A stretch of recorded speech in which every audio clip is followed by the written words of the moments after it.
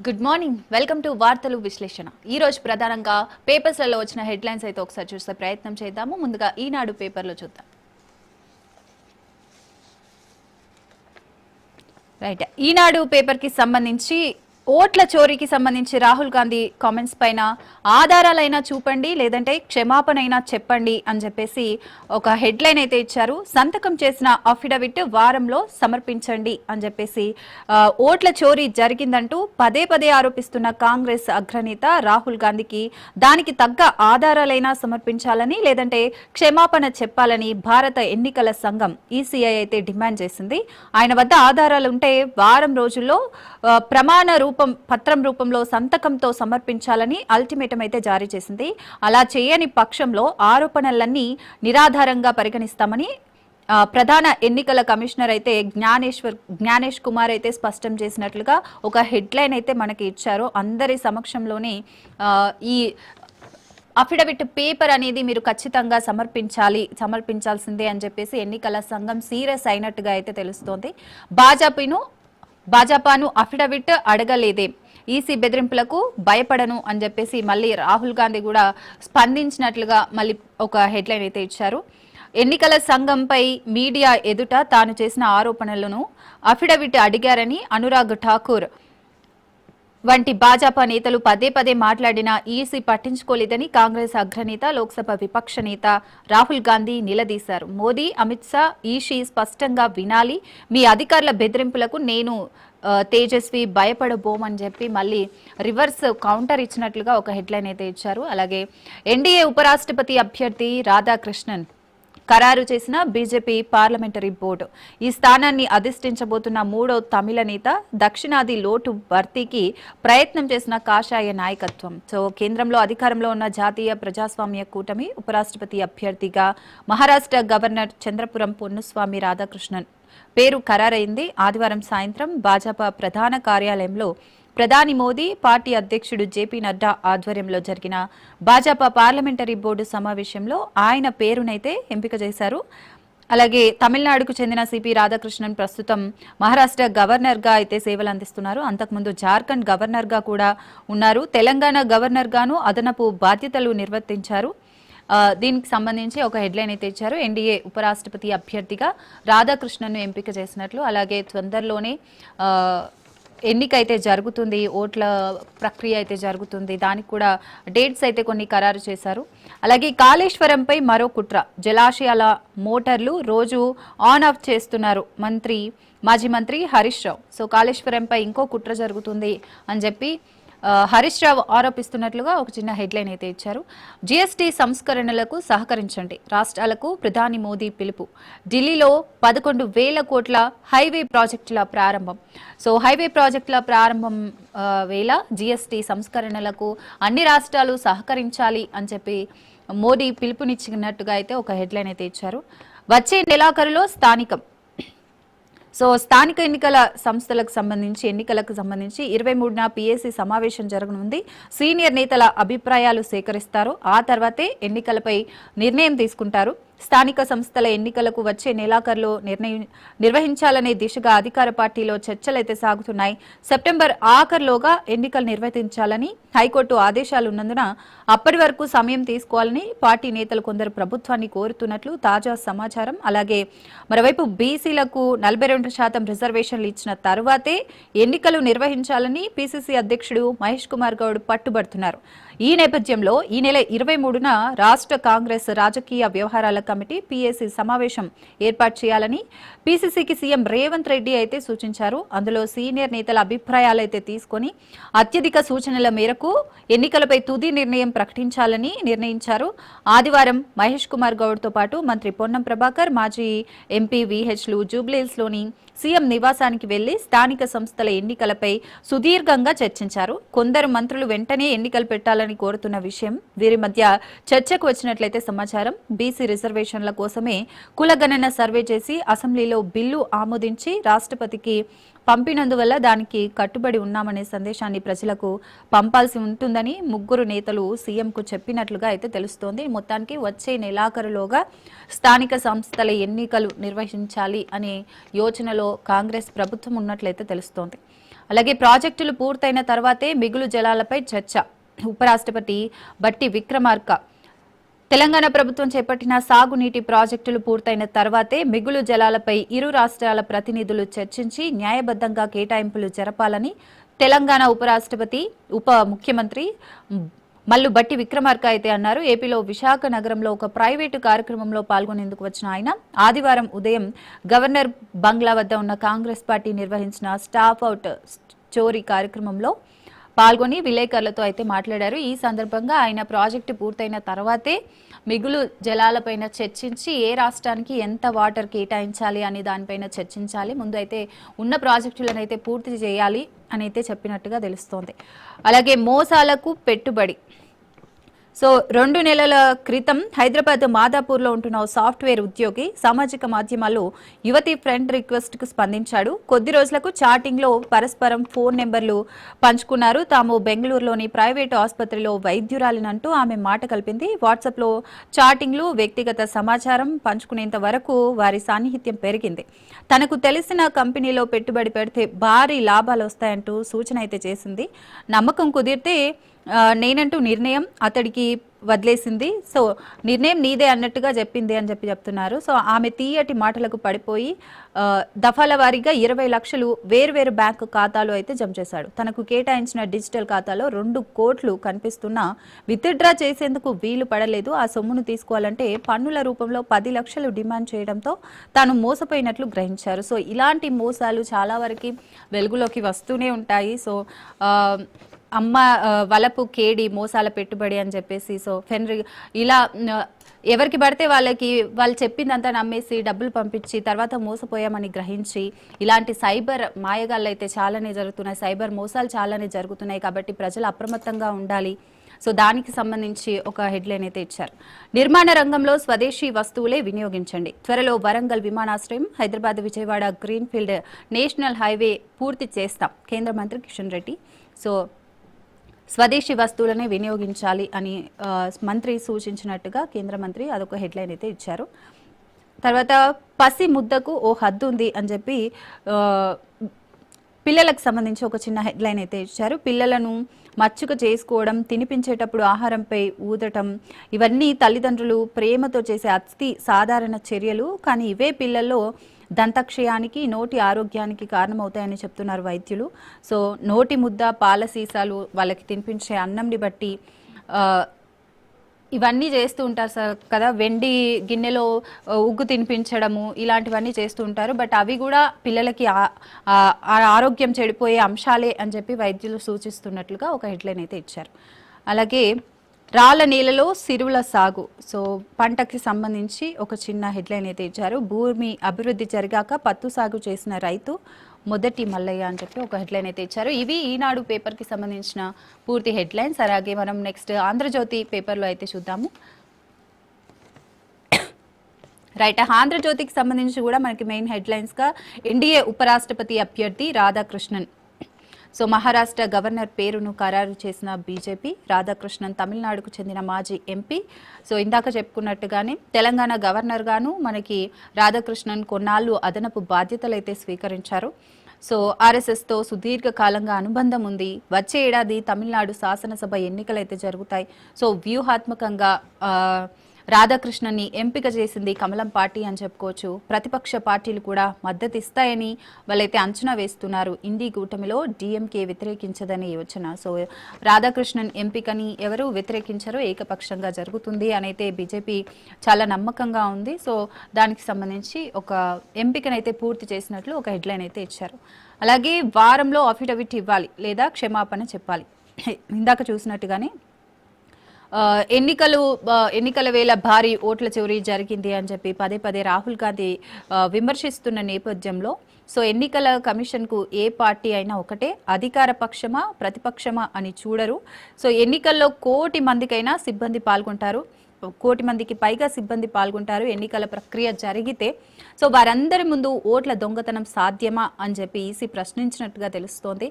రాజకీయ ప్రయోజనాల కోసం ఈసీ భుజాలపై తుపాకీ పెట్టి కాలుస్తున్నారు. రాహుల్ ఆరోపణలపై సిఈసి జ్ఞానేష్ కుమార్ ధ్వజమెత్తినట్లుగా ఒక హెడ్లైన్ అయితే ఇచ్చారు.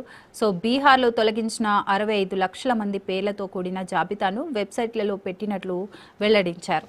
సో అన్ని చట్టబద్ధంగానే రూల్స్ పాటించే ఎన్నికలైతే జరిగాయి, ఓట్ల చోరీ జరిగే ఛాన్సే లేదు అని చెప్పి సిసి జ్ఞానేష్ కుమార్ అయితే స్పష్టం చేస్తున్నట్లుగా తెలుస్తోంది. మీ దగ్గర నిజంగా ఆధారాలు ఉంటే అఫిడవిట్ రూపంలో సంతకం చేసి మాకు సమర్పించండి, లేదంటే క్షమాపణ చెప్పండి అని చెప్పి ఖరాఖండిగా చెప్పిన న్యూస్ అయితే మనం చూస్తున్నాం.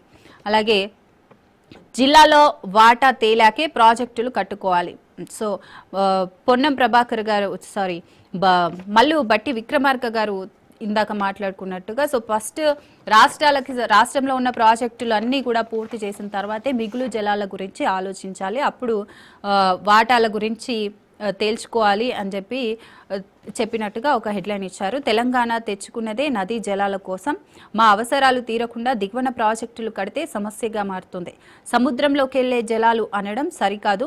మా ప్రాజెక్టులు పూర్తయి వాటాలు తేలాకే మిగిలిన నీటిని వాడుకోవచ్చు. వాటాలు తేల్చాల్సిన బాధ్యత కేంద్రానిదే. ఏపీలోని విశాఖపట్నంలో డిప్యూటీ సీఎం బట్టి విక్రమార్క తెలిపినట్టుగా ఒక హెడ్లైన్ అయితే ఇచ్చారు. అలాగే ప్రైవేట్ అంబులెన్స్ల దందాకు కళ్ళెం. సో ప్రైవేట్ ఆసుపత్రుల్లో కలిసి రాష్ట్రంలో అంబులెన్స్లు దోపిడీ చేస్తున్నాయని చెప్పి దానికి సంబంధించి ఒక న్యూస్ అయితే ఇచ్చారు. రోగుల తరలింపులో భారీగా కమిషన్లు దండుకుంటున్న వైనం. పేషెంట్ల సంబంధికుల్ని భయపెట్టి కమిషన్ ఇచ్చే ఆసుపత్రులకు తీసుకెళ్తున్న అంబులెన్స్ డ్రైవర్లు.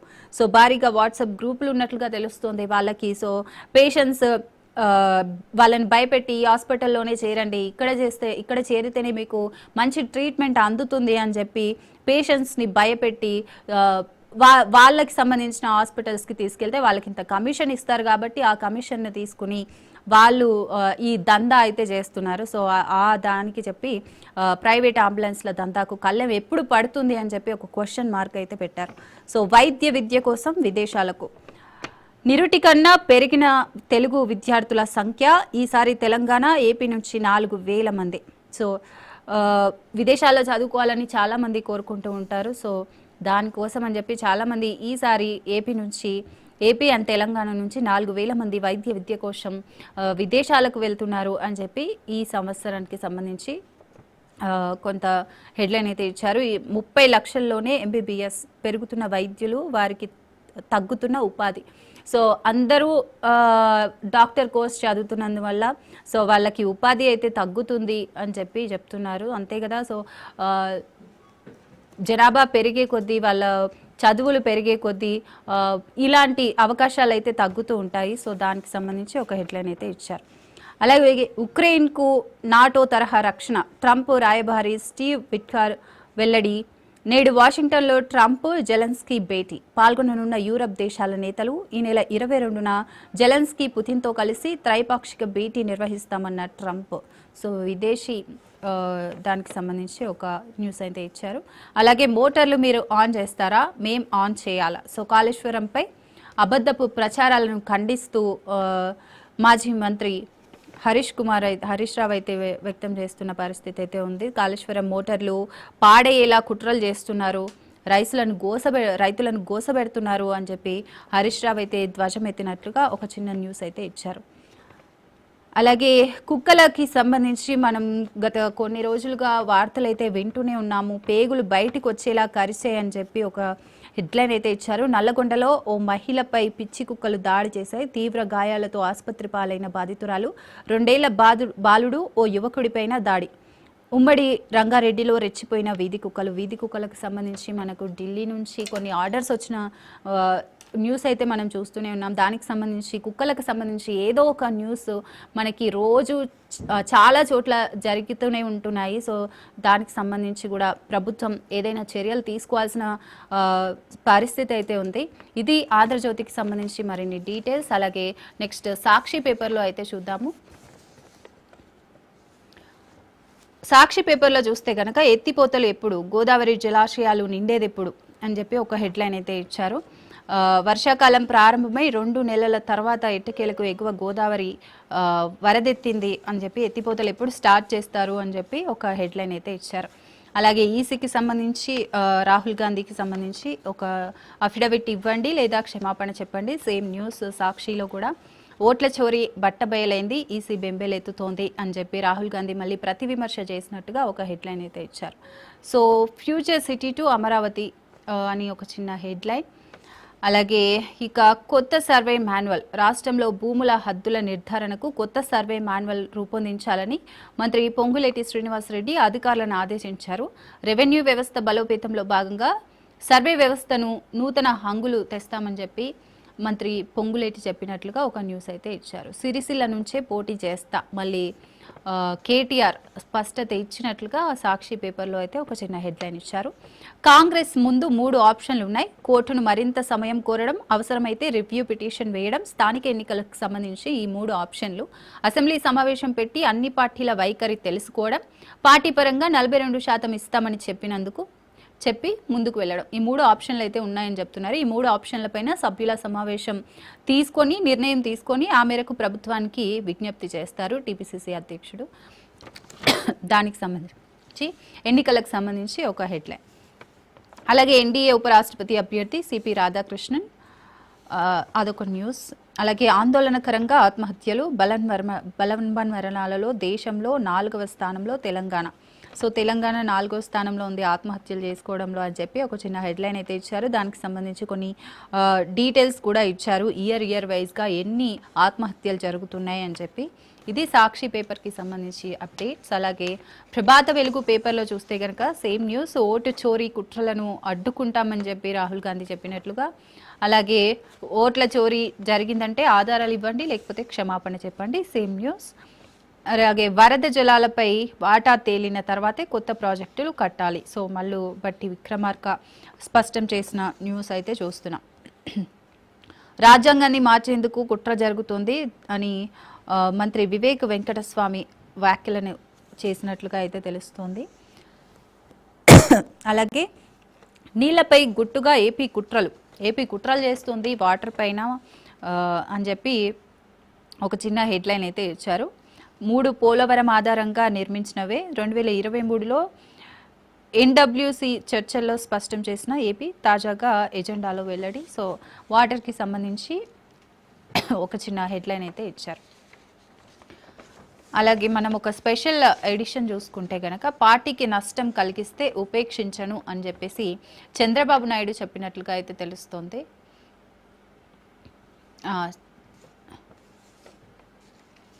చంద్రబాబు నాయుడు చెప్పినట్లుగా అయితే తెలుస్తోంది. తెదేపా నేతలకు అధినేత చంద్రబాబు హెచ్చరికలు అయితే జారీ చేశారు. ఎమ్మెల్యే దగ్గుబాటి వ్యాఖ్యలపై తీవ్ర ఆగ్రహం వ్యక్తం చేశారు.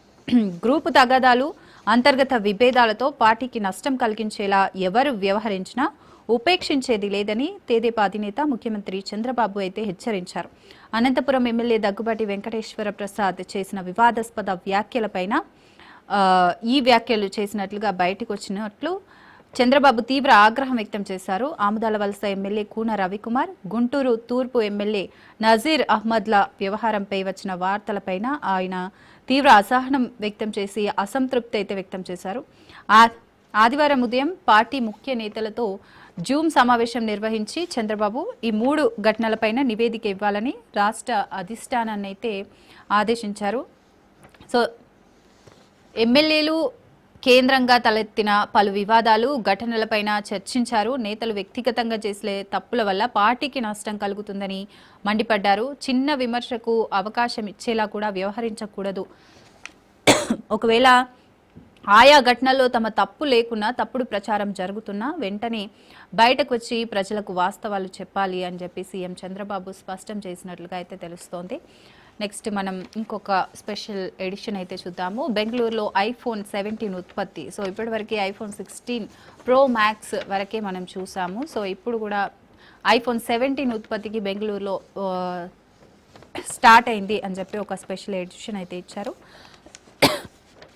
తైవాన్ ఎలక్ట్రానిక్స్ దిగ్గజ సంస్థ ఫాక్స్కాన్ తన బెంగళూరు ప్లాంట్లో ఐఫోన్ 17 ఉత్పత్తిని ప్రారంభించింది. చెన్నైలో ఒక ప్లాంట్ కలిగిన ఫాక్స్కాన్ $2.8 బిలియన్ల పెట్టుబడితో బెంగళూరుకి దగ్గరలో దేహనహల్లిలో ఈ యూనిట్ను నిర్మించిన సంగతి అయితే మనకు తెలుసు. ఈ ప్లాంట్లో కార్యకలాపాలను ఐఫోన్ 17 తయారీతోనే ఫాక్స్కాన్ ఇటీవల ప్రారంభించిందని సంబంధిత వర్గాలు అయితే వెల్లడించాయి. సో తొందరలోనే మనకి ఐఫోన్ 17 కూడా అందుబాటులోకి రానుందనమాట.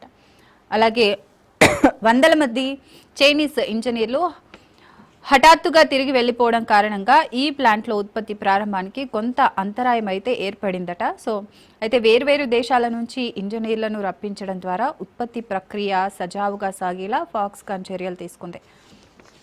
2024-25లో 3.5 నుంచి 4.0 కోట్ల ఐఫోన్లను భారత్లో తయారు చేయించిన యాపిల్ ప్రస్తుత ఆర్థిక సంవత్సరంలో అయితే దీన్ని 6 కోట్లకు పెంచాలని యోచిస్తోంది. గత ఆర్థిక సంవత్సరంలో యాపిల్ $22 బిలియన్ విలువైన ఐఫోన్లను మన దేశంలో అసెంబుల్ చేసిందని అంచనా వేస్తున్నారు. 2025 జూన్ త్రైమాసికంలో అమెరికాలో విక్రయమైన ఐఫోన్లన్నీ కూడా భారత్లో తయారైనవే అని సంస్థ ముఖ్య కార్యదర్శి నిర్వహణాధికారి CEO టీమ్ కుక్ జూలై 31న జరిగిన బోర్డు సమావేశంలో అయితే వెల్లడించారు. సో 2025 జూన్లో ఎక్కువ ఐఫోన్లు మన భారత్లోనే తయారయ్యాయి అని చెప్పి ఆ సంస్థ సీఈఓనే వెల్లడించినట్లుగా తెలుస్తోంది. అలాగే 2024లో 7.59 కోట్ల ఐఫోన్లు అమెరికాలో అమ్ముడైపోయాయని S&P గ్లోబల్ అయితే తెలిపింది. మన దేశంలో ఐఫోన్ల సరఫరా 21.5% పెరిగి 2025 మొదటి అర్ధభాగంలో 59 లక్షలకు చేరాయని వివరించింది. సో బెంగళూరులో ఐఫోన్ 17 ఉత్పత్తికి సంబంధించి ఇది ఒక స్పెషల్ ఎడిషన్. తొందరలోనే ఐఫోన్ 17 కూడా మన ముందుకు రాబోతుంది. దానికి సంబంధించి ఒక చిన్న న్యూస్.